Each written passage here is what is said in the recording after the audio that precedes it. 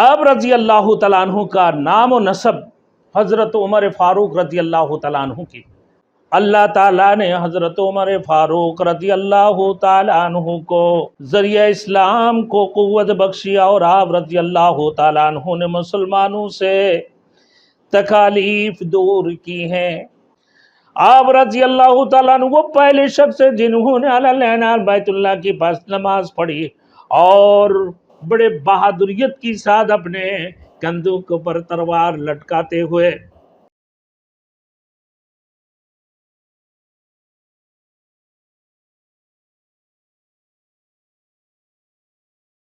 Thanks for watching. Don't forget to like, comment, share and subscribe to Maulana Habibullah Rouhani Official. الحمدللہ وکفا وسلام علی عباده الذین اصطفى اما بعد فاعوذ باللہ من الشیطان الرجیم بسم اللہ الرحمن الرحیم رحماء بینہم رکعا سجدا یبتغون فضلا من اللہ سیماہم فی وجوہہم من اثر السجود صدق اللہ المولانا العظیم۔ میرے محترم دوستوں اور میرے بزرگوں اور میرے بھائیوں، آج میں حضرت عمر بن الخطاب رضی اللہ تعالیٰ عنہ کے بارے میں بیان کرنے جا رہا ہوں۔ میرے دوستوں، انشاءاللہ تعالی ان کی وفات اور ان کی نسب اور ان کی خدمات کے متعلق انشاءاللہ تعالی میں بتانے جا رہا ہوں کہ عمر فاروق تھے کون۔ میرے دوستوں، اکثر فرقہ کے اعتبار سے پوچھو، سوائے اہل سنت والجماعت کی مختلف باتیں بتاتے ہیں۔ اسی طریقے سے جو محمد الرسول اللہ صلی اللہ علیہ وسلم کو خاتم النبیین اور خاتم المرسلین نہیں مانتے ہیں، تو ان لوگوں سے پوچھا جائے تو وہ کوئی جواب دیتے ہیں کہ بھائی خلیفۃ المسلمین کون ہیں، خلفائے راشدین کون ہیں، تو وہ اپنے انداز سے جواب دیتے ہیں۔ آج کل یونیورسٹیوں میں بھی میرے دوستوں آپشن دی جاتی ہے کہ غلام احمد قادیانی کون ہے، خلیفوں میں اس کی آپشن کے اندر اس کی غلام احمد قادیانی کے نام ذکر ہے۔ تو میرے دوستوں، بات یہ ہے، اب رضی اللہ تعالیٰ عنہ کا نام و نسب حضرت عمر فاروق رضی اللہ تعالیٰ عنہ کی، آپ کا نام و نسب ابو حفص عمر ابن الخطاب بن ثقیل ابن عبد العزا ابن ریاح ابن عبداللہ ابن قرط بن زراح بن عدی بن کعب اور بن لو بن غالب القرشی العددی۔ آپ رضی اللہ تعالیٰ عنہ عمر فاروق رضی اللہ تعالیٰ عنہ کے متعلق میرے دوستوں کون تھے؟ وہ امیر المؤمنین، دوسرے خلیفہ راشد میں سے صاحب کرامت والے اور قائد فتوحات والے تھے۔ اللہ تعالیٰ نے حضرت عمر فاروق رضی اللہ تعالیٰ عنہ کو ذریعہ اسلام کو قوت بخشی، اور آپ رضی اللہ تعالیٰ عنہ نے مسلمانوں سے تکالیف دور کی ہیں۔ اللہ تعالیٰ نے آپ رضی اللہ تعالیٰ عنہ کے ذریعے سے حق اور باطل، حق اور باطل میں امتیاز کیا، بہت سی امور میں آپ رضی اللہ تعالیٰ عنہ سبقت اولیت رکھتے تھے۔ آپ رضی اللہ تعالیٰ عنہ کی رائے قرآن کی موافق ہوئی، آپ رضی اللہ تعالیٰ عنہ کے ہاتھوں دین ایمان کی نشر اشاعت ہوئی۔ شیطان بھی آپ رضی اللہ تعالیٰ عنہ سے خوف زدہ ہوتا۔ آپ رضی اللہ تعالیٰ عنہ دینی تسلب اور حمیت کی حامل تھے، لوگوں کی ضروریات کو پورا فرماتے آپ رضی اللہ تعالیٰ عنہ، یعنی حضرت عمر فاروق رضی اللہ تعالیٰ عنہ ذی وقار اور ہیبت دار شخصیت کی مالک تھے۔ آپ رضی اللہ تعالیٰ عنہ اہل جنت کی چراغ اور لوگوں کی تقصیرات سے درگزر کرنے والے تھے۔ حضرت عمر فاروق رضی اللہ تعالیٰ عنہ کے آنسو جلد رواں ہو جاتے تھے، چہرہ پر رونق اور دلکش تھا۔ حضرت عمر فاروق رضی اللہ تعالیٰ عنہ بڑوں کی خادم اور مفلسوں کی مددگار تھے۔ آپ رضی اللہ تعالیٰ عنہ عادل حکمران اور باکمال خلیفہ راشد تھے۔ آپ رضی اللہ تعالیٰ عنہ نے تمام غزوات میں شرکت فرمائی، تمام جنگوں میں شرکت فرمائی۔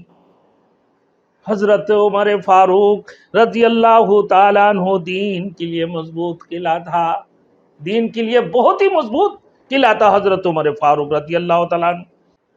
میرے دوستوں، حضرت عمر فاروق رضی اللہ تعالیٰ عنہ جب ہجرت فرمائی، علل اعلان بیت اللہ کے پاس نماز پڑھی، بیت اللہ کے پاس جا کر نماز پڑھیں اور بڑے بہادریت کے ساتھ ہجرت فرمائی۔ فرماتے ہیں حضرت عمر فاروق رضی اللہ تعالیٰ عنہ جب ہجرت کا ارادہ کیا تو اپنی تلوار اپنے گلے میں لٹکائی اور اپنے کندھے پر کمان رکھے ہوئے تھے اور اپنے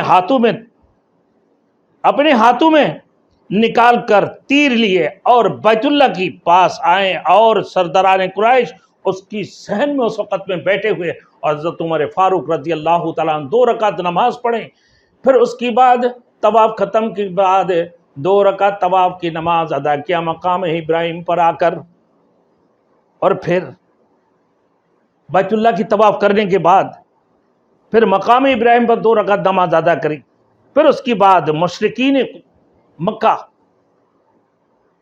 سارے مشرکین کی جماعت جو وہاں بیٹھے ہوئے تھے، ایک ایک کی پاس آئے اور کہا کہ یہ چہرہ ذلیل ہو جائے، اور پھر جس کا ارادہ ہو کہ اس کی ماں اس سے ناپید ہو کر اس کی ماں اس سے ناپید کرے اور اس کی اولاد یتیم ہو جائے اور اس کی بیوی رانڈ ہو نہ، اور وہ مجھ سے اس وادی کی پر ملے، اس وادی کی پرے ملے، یعنی اس وادی کی پیچھے ایک بھی ان میں سے حضرت عمر فاروق رضی اللہ تعالیٰ عنہ کی پیچھے نہیں گیا، کسی کی ہمت نہیں ہوئی حضرت فاروق اعظم کے پیچھے جانے کی۔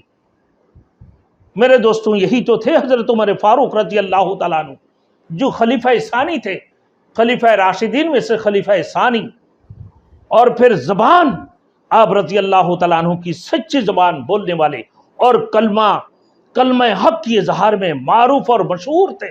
کلمہ حق کی اظہار میں حضرت عمر فاروق رضی اللہ تعالیٰ عنہ بڑے معروف اور مشہور تھے۔ اللہ کی دین کی معاملہ میں کسی ملامت گر کی، کسی ملامت کرنے والے کی ملامت سے نہیں ڈرتے تھے۔ حضرت عمر فاروق رضی اللہ تعالیٰ عنہ حدود خدابندی کو قائم رکھنے والے تھے۔ آپ رضی اللہ تعالیٰ عنہ کا نسب کعب بن لوی سے غالب پر پہنچ کر حضور اکرم صلی اللہ علیہ وسلم کے ساتھ مل جاتا ہے، مطلب اللہ کے رسول کی خاندانوں میں جا کر مل جاتا ہے۔ آپ رضی اللہ تعالیٰ عنہ کی ولادت عام الفیل کی 13 سال بعد ہوئی، یعنی ہجرت سے 5 سال پہلے مسلمان ہوئے حضرت عمر فاروق رضی اللہ تعالیٰ عنہ۔ نبی کریم صلی اللہ علیہ وسلم کے لیے نبی کریم صلی اللہ علیہ وسلم حضرت عمر بن خطاب رضی اللہ تعالیٰ عنہ کے لیے دعا مانگنا، رسول مقبول صلی اللہ علیہ وسلم نے ان کے لیے دعا فرمائی کہ آئے اللہ ان دو عمروں میں سے جو آپ کو محبوب ہے اس کے ذریعہ اسلام کو قوت عطا فرما۔ ایک عمر ابن ہشام یعنی ابو جاہل، اور دوسرے عمر بن خطاب یعنی حضرت عمر رضی اللہ تعالیٰ عنہ ہے۔ کچھ اللہ کے نزدیک جو سب سے زیادہ محبوب ہو کہ اللہ تو اس کو اسلام کے لیے قبول فرمانا، تو عمر فاروق رضی اللہ تعالیٰ عنہ اللہ کے نزدیک سب سے زیادہ محبوب ثابت ہوئے۔ حضرت عمر فاروق رضی اللہ تعالیٰ عنہ کے لیے دعا اللہ کے رسول کی قبول ہوئی۔ آپ رضی اللہ تعالیٰ عنہ کی فضیلت، اللہ نے اتنی فضیلت عطا فرمائی۔ آپ رضی اللہ تعالیٰ عنہ کی عظیم الشان فضائل ہیں۔ نبی کریم صلی اللہ علیہ وسلم نے فرمایا کہ اللہ جل شانہ نے حق بات کو عمر رضی اللہ تعالیٰ عنہ کی زبان اور دل میں رکھ دی ہے۔ اللہ تعالیٰ، اللہ رب العزت نے نہ حق بات کو عمر رضی اللہ تعالیٰ عنہ کی دل میں اور زبان میں رکھ دی ہے۔ میرے دوستوں، حضور صلی اللہ علیہ وسلم نے یہ بھی فرمایا کیا ہے میرے بعد اگر میرے بعد کوئی پیغمبر ہوتا تو حضرت عمر رضی اللہ تعالیٰ عنہ ہوتا۔ میرے بعد اگر کوئی نبی ہوتا، کوئی پیغمبر ہوتے تو عمر فاروق رضی اللہ تعالیٰ عنہ ہوتا۔ پھر آپ صلی اللہ علیہ وسلم نے یہ بھی فرمایا کہ میں شیاطین انس و جن کو دیکھ رہا ہوں کہ وہ عمر کے حضرت عمر فاروق رضی اللہ تعالیٰ عنہ کی ڈر سے بھاگ کھڑے ہوئے ہیں۔ عمر فاروق رضی اللہ تعالیٰ عنہ سے اتنے خوف زدہ ہوتے تھے کہ وہ بھاگ کھڑے ہوئے ہیں۔